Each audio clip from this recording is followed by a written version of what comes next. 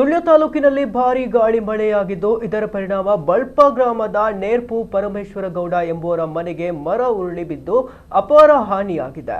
ಈ ವೇಳೆ ಮನೆಯಲ್ಲಿದ್ದ ಪರಮೇಶ್ವರ ಗೌಡ ಅವರ ಪತ್ನಿ ಸೀತಮ್ಮ ಅವರಿಗೆ ಗಾಯವಾಗಿದ್ದು ಆಸ್ಪತ್ರೆಯಲ್ಲಿ ಚಿಕಿತ್ಸೆ ಪಡಿತಾ ಇದ್ದಾರೆ. ಇನ್ನು ಬೃಹತ್ ಮರ ಉರುಳಿ ಬಿದ್ದಿದ್ದರಿಂದ ಮನೆಯ ಹಂಚುಗಳೆಲ್ಲ ಪುಡಿ ಪುಡಿಯಾಗಿ ಕೆಳಗೆ ಬಿದ್ದಿದೆ.